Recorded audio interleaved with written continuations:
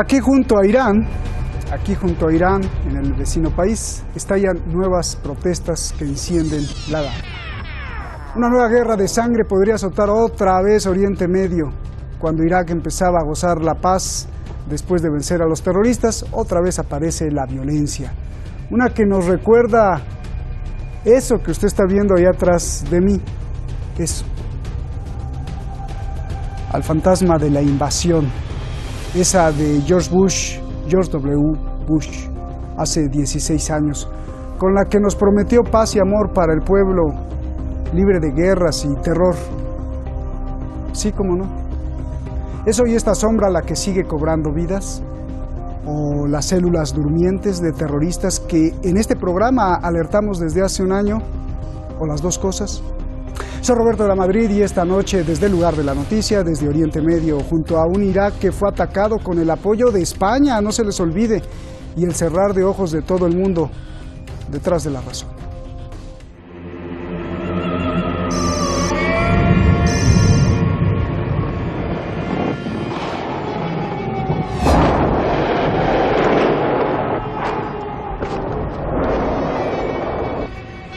La sombra de la invasión aún sigue en Irak.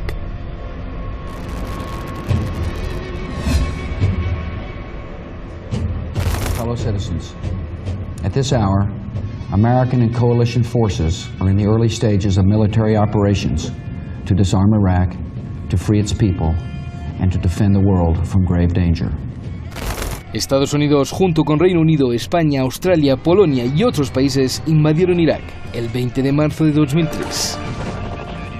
En 25 días mataron a miles y destrozaron un país que a 16 años aún sigue dividido.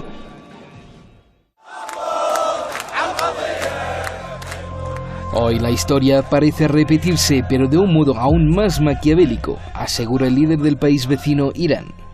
Los enemigos intentan crear división, pero han fracasado y su conspiración no funcionará. Ayatollah Sayyid Ali Khamenei, líder de la Revolución Islámica de Irán. Irán dice que el problema para Irak es una conspiración hebrea, saudí y occidental. Este octubre estallaron protestas en Irak.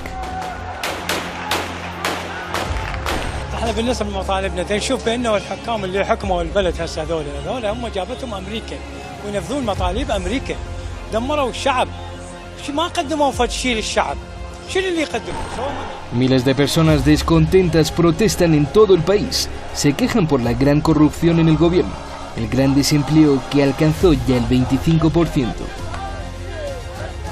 La falta de servicios públicos como el agua potable o como los constantes cortes de electricidad. En cuestión de días, las protestas han dejado más de 100 muertos, más de 6.000 heridos y decenas de detenidos. Hubo balas contra todos, contra manifestantes, policías, oficinas de gobierno y de partidos políticos. El gobierno dice que fueron milicias infiltradas, manifestantes denuncian represión del gobierno y otros denuncian intereses extranjeros. Para calmar las cosas, el gobierno de Irak ha prometido reformar políticas y luchar contra la corrupción. Ha despedido ya a cientos de funcionarios y anuncia un plan para crear empleo. بمحاربة الفساد وتوفير فرص العمل والاهتمام بالشباب والإصلاح الشامل هي مطالب حقة. أذهب إليهم مجرد من السلاح وأجلس معهم ساعات أستمع إلى ما يريدون. Lo extraño es el origen oscuro de las manifestaciones. Este periodista muestra en su Twitter que Arabia Saudí podría estar detrás de las protestas. Casi el 80% de los mensajes contra el gobierno de Irak en las redes sociales provienen de usuarios saudíes. Se podría tratar de un ataque de robots que publican tweets para alentar a la población.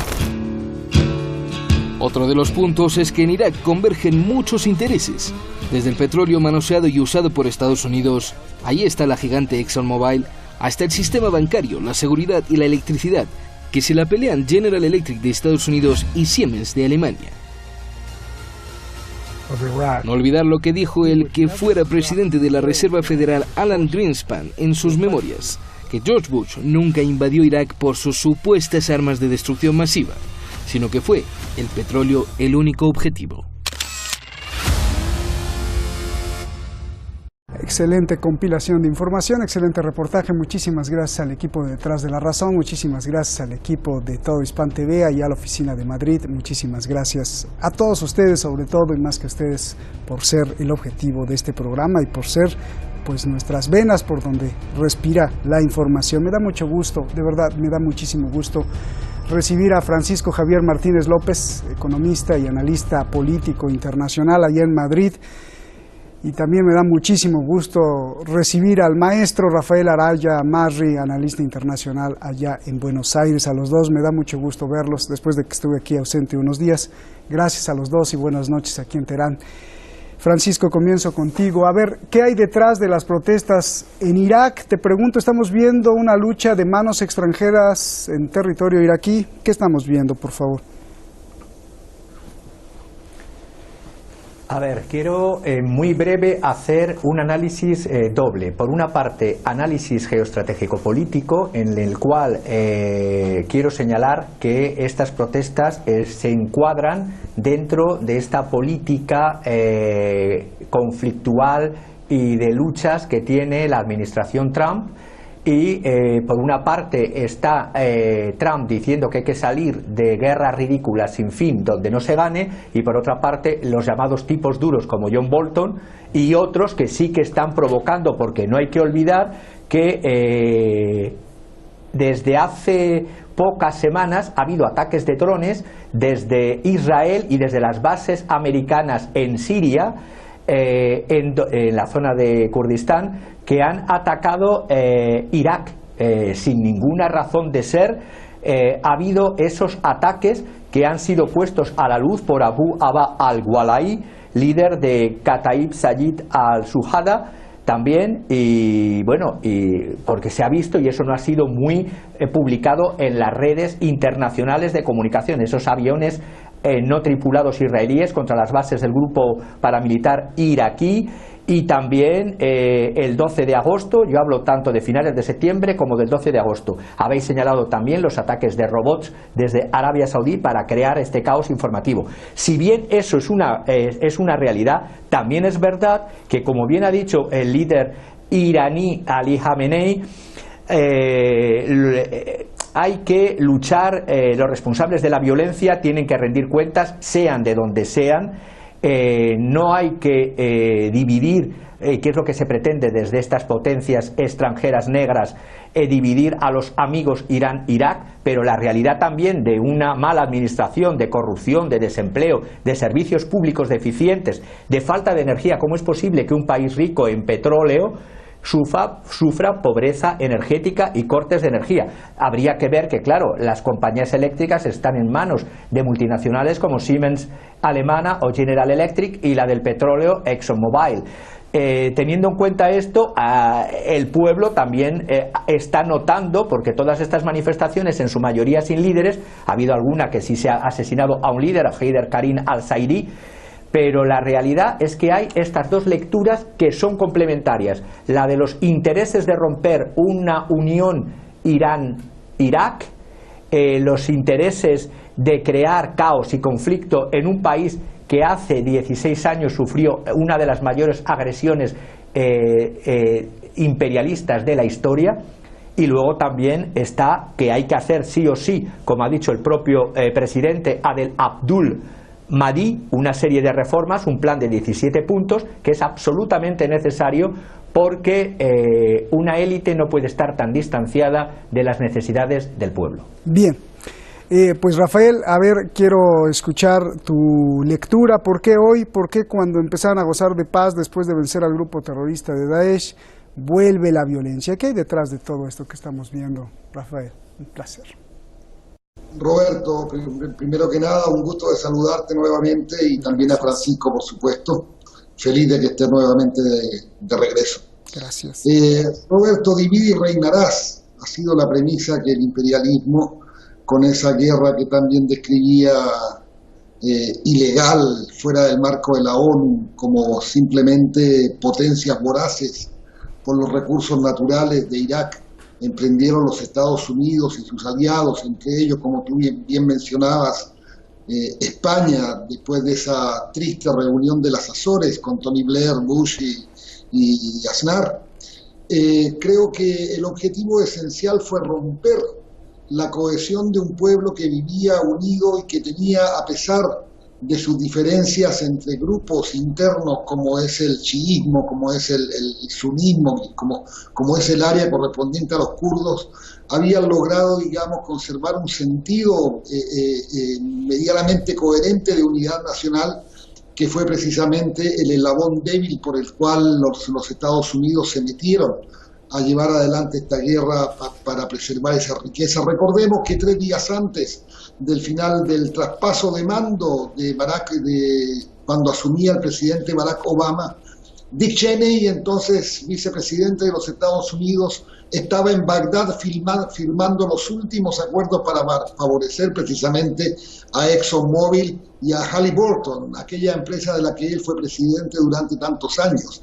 Es decir, el interés de Occidente, y particularmente en este caso del Estado de Israel, que ha llevado, como bien decía Francisco, ataques con drones hasta la frontera Irak-Siria, es un esfuerzo por romper cualquier proyecto de unidad nacional que pueda desarrollarse en Irak y reabrir esas 3 vertientes de tipología grupal en Irak, para mantenerlas divididas y seguir explotando los recursos y seguir sembrando esta discordia que solo beneficia a los enemigos de la República Árabe, ¿no? Bien, Francisco. A ver, tú que te gustan los números, que eres especialista en finanzas, que sigues el dinero para allá y para acá, y que también sigues las estrategias, ¿por qué las protestas en este momento y no antes o después? ¿Qué coincide en el calendario y en el mapa internacional? Las protestas de Irak suceden justo en momentos cruciales: el ataque a las instalaciones petroleras de Arabia Saudí, a la principal petrolera del mundo, Aramco, la debilidad del primer ministro de Israel, los yemeníes que están mostrando fuerza ante los saudíes, el ataque a los kurdos por Turquía. ¿Por qué ahora? ¿Estas son coincidencias o son fortuitas las coincidencias o obedecen un plan maestro mundial?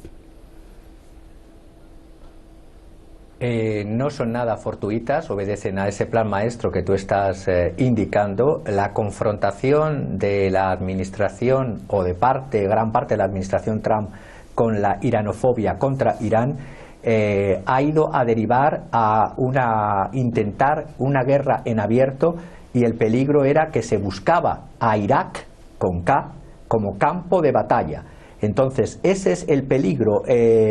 Muy claramente, tanto el gran Ayatollah Ali al-Sistani, que pedía reformas serias pero mantener la unidad, y el clérigo y político Muqtada al-Sadr, que pedía también pues que ese sistema que se basa en cuotas étnicas, que es el llamado mujassasa, es decir, que se mantenga esa unidad, porque lo que se pretende es crear otra vez esa brecha, y lo que hay que evitar es caer en una situación en la que por esa vía la confrontación en abierto que algunos desean entre Estados Unidos e Irán se dé esta guerra a tiros en territorio iraquí.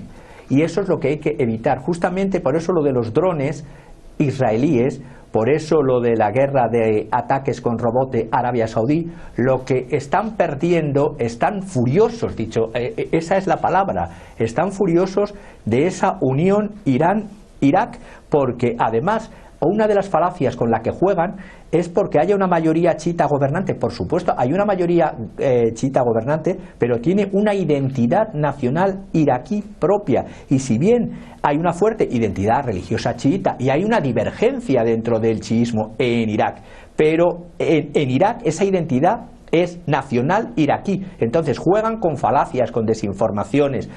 En una situación de pérdida en Siria, de pérdida en Yemen, ahora van por un país donde está recuperándose después de 16 años de esa guerra imperialista monstruosa.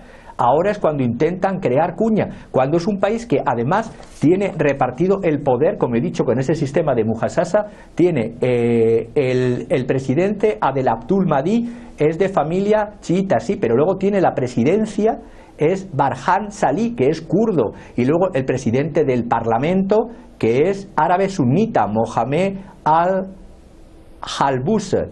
Entonces, es un equilibrio. El primer ministro, ¿no? Unas elecciones que se han visto claras en octubre, que ha costado hasta llegar al gobierno, y cuando se tiene esa estabilidad, se intenta, por lo que creen que es un flanco débil, provocar ruptura, provocar confrontación, y es lo que hay que evitar. Evitar el enfrentamiento, la confrontación y depurar responsabilidades. Hay algo muy extraño, porque los balazos fueron para todos, ¿no?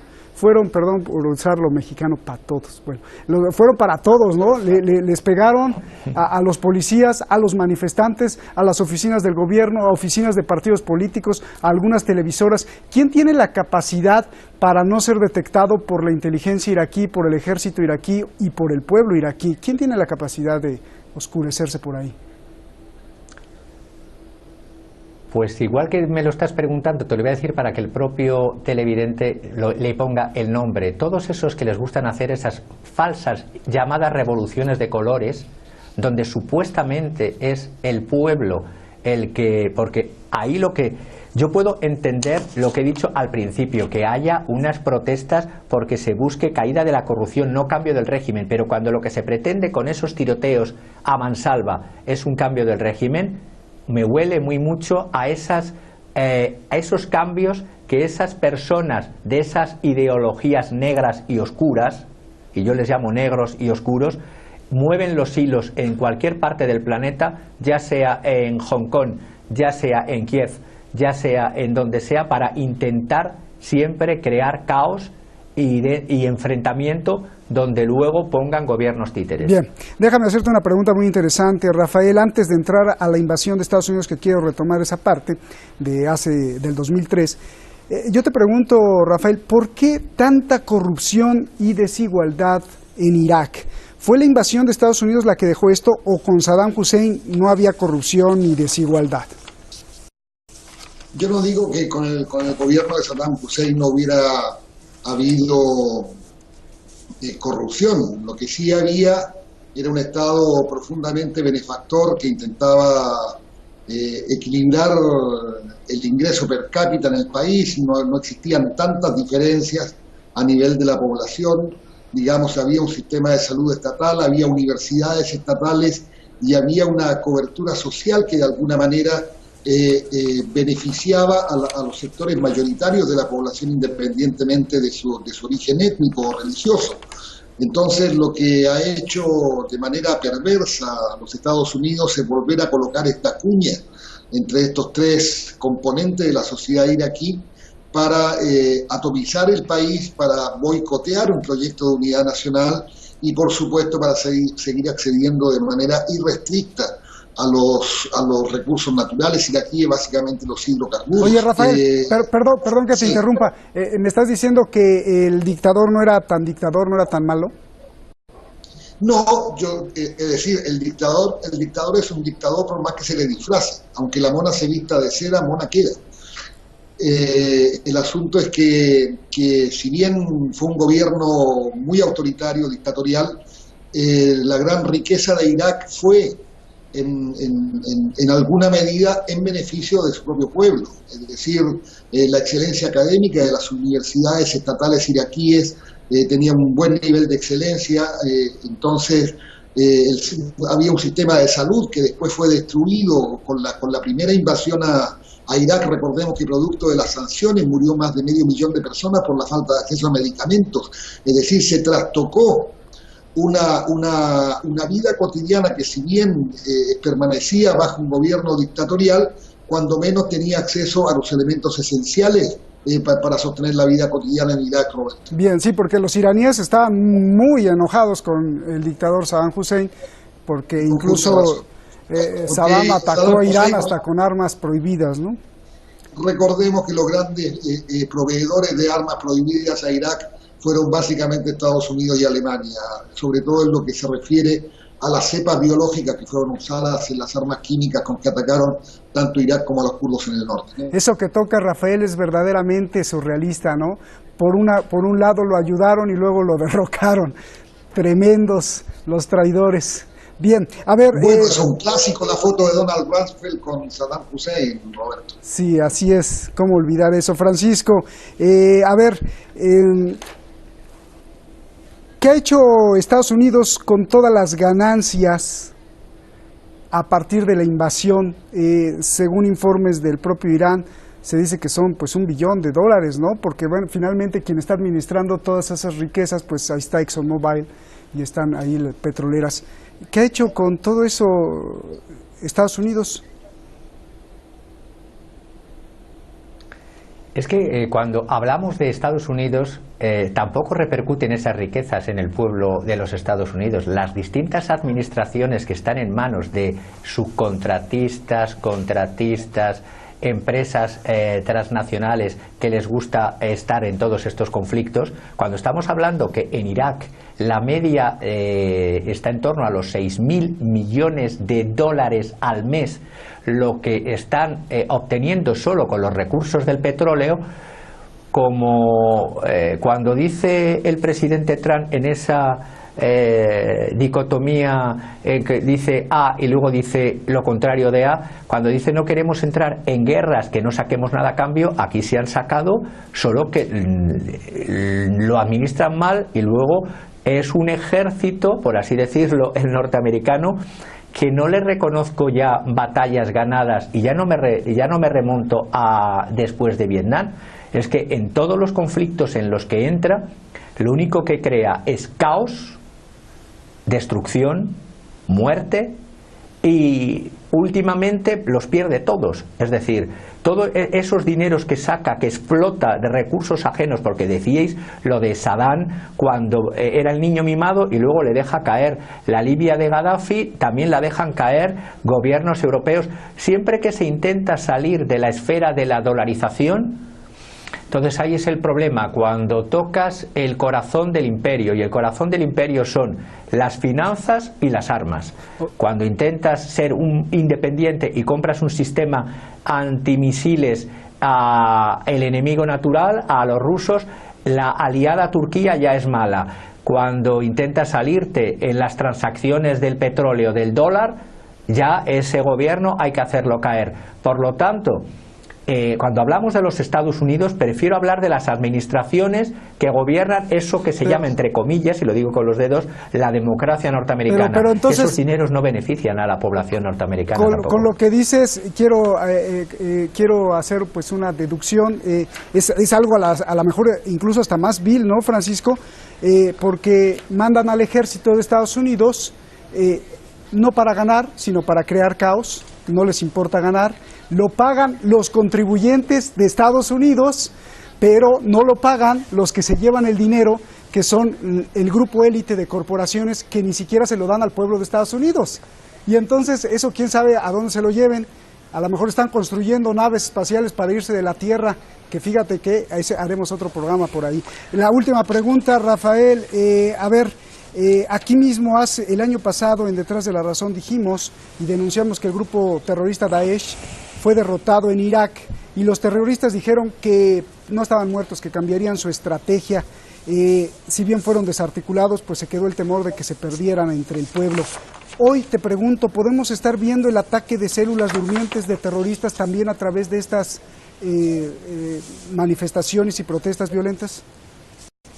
Yo no lo descartaría en tanto y en cuanto, Roberto, pudiera estar siendo utilizado precisamente por aquellos a quienes la unidad geográfica y humana de Irak no les interese, ¿no? Es decir, puede ser que el propio Estados Unidos los esté utilizando como mercenarios, o el Estado de Israel de la misma manera, pero creo que esto, a partir de los acuerdos entre gobierno y oposición, tiene una vía de solución que esperemos se concrete de la manera más sólida posible para poder reconstruir, digamos, la unidad nacional de Irak, Roberto, que es muy importante. Nos vamos, pues muchas gracias. Gracias, Francisco.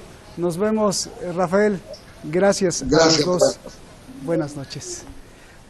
Buenas noches. Incluso hoy Donald Trump mandó un Twitter muy extraño. Hace unas horas dijo, no queremos a los terroristas esos que salieron de Europa, son de Europa, que ellos se hagan cargo.